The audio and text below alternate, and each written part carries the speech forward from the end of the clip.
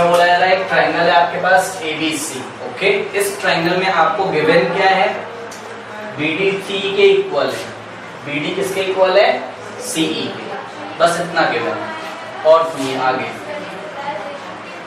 Angle B angle C के equal है, angle B angle C के। और आपको बता दूं ये आइसोसेलेस ट्राइंगल हो गया कि नहीं? अगर किसी ट्राइंगल में दो एंगल इक्वल होते हैं तो उन एंगल के ऑपोजिट साइड्स भी क्या होते हैं, आपस में इक्वल। इसका मतलब एंगल अगर इक्वल है तो इस एंगल का ऑपोजिट साइड कौन, AC, और इस एंगल का ऑपोजिट साइड कौन, AB। इसका मतलब AC AB के भी क्या है, इक्वल। ठीक, तो देखिए since angle B is equals to angle C, therefore AB is equals to BC। हो जाएगा कि नहीं? Now subtracting BD on both side से BD हटा दीजिए, तो AB minus BD is equals to क्या हो जाएगा, BC माइनस BD। अब BD को की जगह क्या रख दोगे, CE, तो क्या हो जाएगा, AB माइनस BD क्या बचेगा बताओ, AB में से BD जाएगा, क्या बचेगा, AD। AD is equals to BC minus BD की जगह क्या रख सकते हो, CE। ठीक, this implies that AD is equals to BC में से CE हटाओ फिगर देख के। नो, यहाँ पे मैंने BC लिख दिया है क्या गलती से, AC होना चाहिए, है ना। AB किसके इक्वल है, AC, ठीक है ना।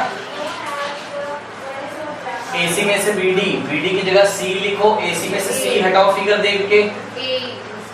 AC में से ये पूरा AC में से CE हटा दो, AE बचेगा। ये ही मैं आपको बताना चाहता था कि ये जो एंगल इक्वल दिया है इसका मतलब अगर इतना पार्ट इक्वल है तो एंगल इक्वल होने की वजह से पूरा पूरे के इक्वल होगा। तो अगर उसमें से बराबर पार्ट हटाओगे तो बचा हुआ सेम होगा। AD is equals to AE आ गया। अब क्वेश्चन में क्या बोला जा रहा था, क्या प्रूव करना है, D is parallel to BC।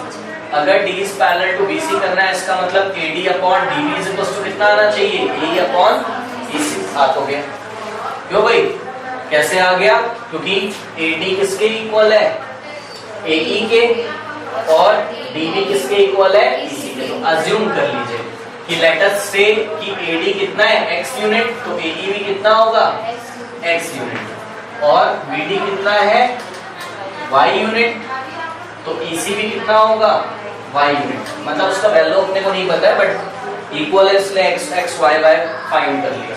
तो AD अपॉन DB निकालोगे तो कितना आएगा, AD का वैल्यू कितना है, x, और DB का वैल्यू कितना है, y, ये 1 बना। और इसी तरीके से अगर आप AE अपॉन EC निकालेंगे तब भी कितना आएगा, x अपॉन y आएगा कि नहीं आएगा। E का वैल्यू x है, EC का वैल्यू y, ये 2। तो from equation number 1 and 2 we see that AD upon DB is equals to AE upon EC।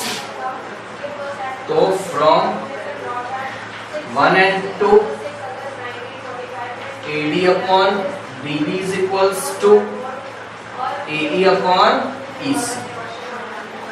So this implies that DE is parallel to BC by the converse of basic proportionality